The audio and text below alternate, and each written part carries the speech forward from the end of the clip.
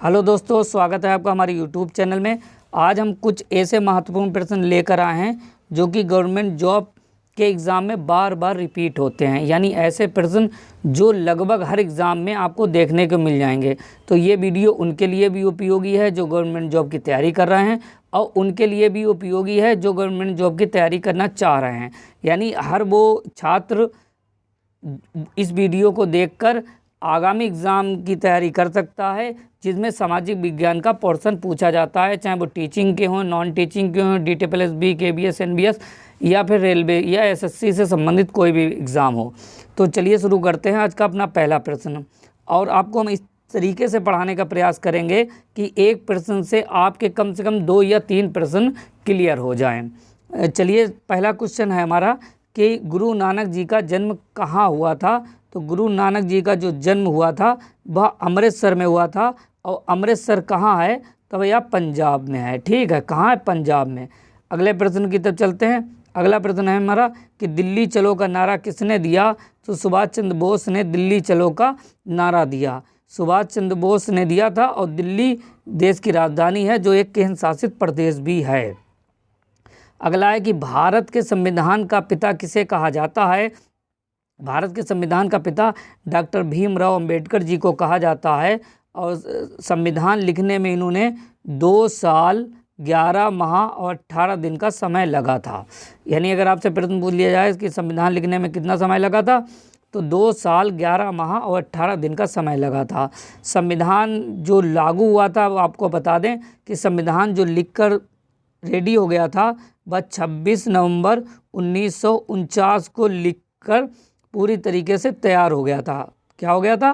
तैयार हो गया था 1949 को। ठीक है, और इसको लागू कब किया गया? तो इसको लागू किया था 26 जनवरी 1950 को। ठीक है, ये आप कॉन्सेप्ट कितना क्लियर कर लीजिए। अगले प्रश्न की तरफ चलते हैं। अगला प्रश्न है कि भारत में रेलवे की शुरुआत कब की गई। तो भारत में रेलवे की शुरुआत की गई 1853 में। कहाँ से? और ये ट्रेन चली थी ठाणे से मुंबई। ठीक है, ठाणे से मुंबई चली थी। ठीक है, इतना तो आपको क्लियर हो गया। अब अगर आपसे पूछ लिया जाए कि जैसे कि 1853 में तो भारत में रेलवे की शुरुआत हुई थी, तो भारत में पोस्ट ऑफिस की शुरुआत कब हुई थी, यानी डाक सेवाएं भारत में कब चालू हुई थी। तो इसमें 1 साल आप वेट करेंगे। 1854 में भारत में डाक सेवाएं स्टार्ट हो गई थी, यानी कि डाक सेवाओं की शुरुआत हुई थी। तो 1853 में रेलवे की शुरुआत हुई थी और 1854 में डाक सेवाओं की शुरुआत हुई थी।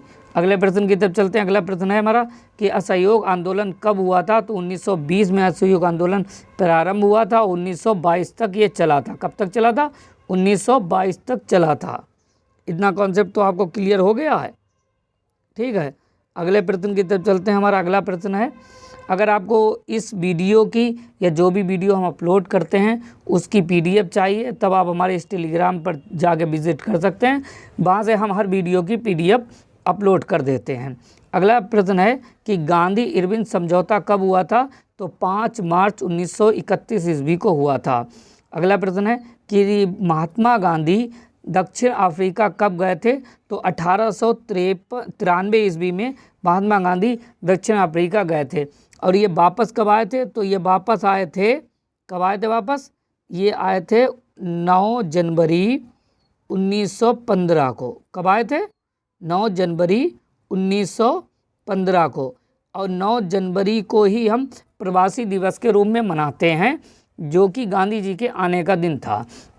तब अगर आपसे प्रश्न पूछ लिया जाता है कि गांधी जी भारत जब आए थे तो उनके आने पर हम उनके आने वाले दिन को हम किस रूप में मनाते हैं, तो प्रवासी दिवस के रूप में मनाते हैं। या प्रश्न पूछ लिया जाता है कि प्रवासी दिवस आए थे गांधी जी भारत वापस, तो 1915 को आए थे। अगले प्रश्न की तरफ चलते हैं। अगला प्रश्न है कि चंपारण सत्याग्रह कब हुआ था। तो 1917 ईस्वी में हुआ था। कहाँ हुआ था? बिहार में हुआ था, और बिहार की राजधानी पटना है। अगले प्रश्न की तरफ चलते हैं। और एक और चीज़ हम आपको बता दें साथ ही साथ कि चंपारण जो सत्याग्रह था जो गांधी जी ने शुरू किया था, वो गांधी जी का भारत में आने के बाद पहला सत्याग्रह था। यानी 1915 में गांधी जी भारत आए थे, और फिर उसके बाद 1917 में इन्होंने पहला चंपारण के रूप में सत्याग्रह चालू किया था। अगले प्रश्न की तरफ चलते हैं। अगला प्रश्न है कि चौरी चौरा कांड कब हुआ था? तो 5 फरवरी 1922 ईस्वी को हुआ था। खैर हम आपको बता देते हैं कि 1920 से 1922 तक जो असहयोग आंदोलन चला था, ठीक है, ये असहयोग आंदोलन चल ही रहा था कि चौरी चौरा कांड हो गया था, जिससे दुखी होकर गांधी जी ने ये फैसला लिया कि अब असहयोग आंदोलन को ख़त्म कर दिया जाता है, स्थगित कर दिया जाता है। तो उसी दिन जिस दिन ये चौरी चौरा कांड हुआ था, उसी दिन गांधी जी ने ये घोषणा की थी कि आज से असहयोग आंदोलन नहीं होगा। अगला प्रश्न है कि बंगाल का विभाजन की घोषणा कब हुई थी? तो बंगाल के विभाजन की घोषणा 1905 ईस्वी में हुई थी। बहुत महत्वपूर्ण प्रश्न है, आपसे पूछ ही लिया जाता है। अगले प्रश्न की तरफ चलेंगे कि काला कानून किसे कहा जाता है? तो रोलेट एक्ट आया था 1919 में, उसे काला कानून कहा जाता है। अच्छा, इसे काला कानून इसलिए भी कहा जाता है क्योंकि इस कानून के तहत किसी को भी बिना कारण बताए जो ब्रिटिश गवर्नमेंट थी उसे वो किसी को भी उठा लेती थी, यानी किसी भी कैद में डाल सकती थी। अगला प्रश्न है कि जलियांवाला बाग हत्याकांड कब हुआ था? तो 13 अप्रैल 1919 को हुआ था। ये दो चीज़ें आप याद कर सकते हैं कि 1919 को रोलेट एक्ट भी लागू हुआ था, 1919 को जलियांवाला बाग हत्याकांड भी हुआ था, जिसमें जनरल डायर ने मासूमों पर गोली चलाने का आदेश दिया था। अगला है कि भारत छोड़ो आंदोलन किस वर्ष आरंभ हुआ था? तो 8 अगस्त 1942 ईस्वी को आरंभ हुआ था। ठीक है, अगले प्रश्न की तरफ चलते हैं। अगला प्रश्न है हमारा कि द ग्रेट रिवोल्ट नामक पुस्तक की रचना किसने की थी? तो अशोक मेहता जी ने की थी।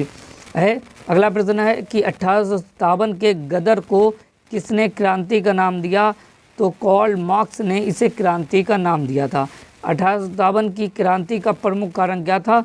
तो एक चर्बी वाला कारतूस भी प्रमुख कारण था, लेकिन उससे पूर्व जो कारण रहे थे वो ये रहे थे कि अंग्रेज़ों के भारतीयों पर अत्याचार बहुत से बढ़ते जा रहे थे।